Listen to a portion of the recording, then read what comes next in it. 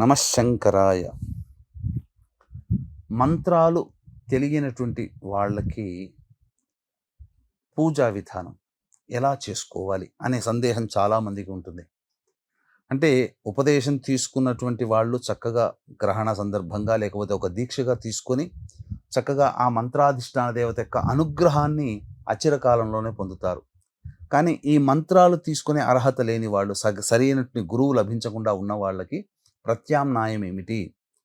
అందుకనే దీన్ని దృష్టిలో పెట్టుకునే పామరులకి కూడా ఈ యొక్క వెసులుబాటు అనేటువంటిది మనకు మునీశ్వరులు ఈ స్తోత్రాలు, కవచాలు వీటి రూపంలో ఈ మంత్ర బీజాక్షరాలని మనకు అనుసంధానించి ఏర్పరచడం జరిగింది, నిక్షిప్తం చేశారు. ఆదిశంకరాచార్యుల వారు పామరుల మీద కూడా ప్రేమ చూపించిన వ్యక్తి కాబట్టి సుబ్రహ్మణ్య భుజంగ స్తోత్రములో సుబ్రహ్మణ్య స్వామి మూలమంత్రం యొక్క బీజాక్షరాలని అందులో నిక్షిప్తం చేసి సుబ్రహ్మణ్య భుజంగ స్తోత్రము ఆయన ఏ రచనలు చూసినా పామరులకి ఉపయోగపడేటువంటిది.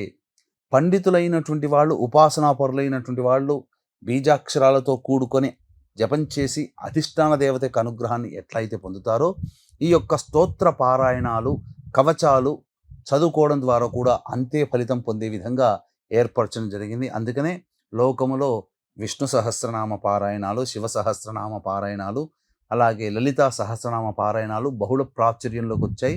ఈ పారాయణాలు చేసినటువంటి వ్యక్తులకి కూడా వాళ్ళ సంకల్పం నియమ ప్రకారం చేసుకున్నటువంటి కారణం చేత నెరవేరింది అని చెప్పడంలో ఏమాత్రం సందేహం లేదు.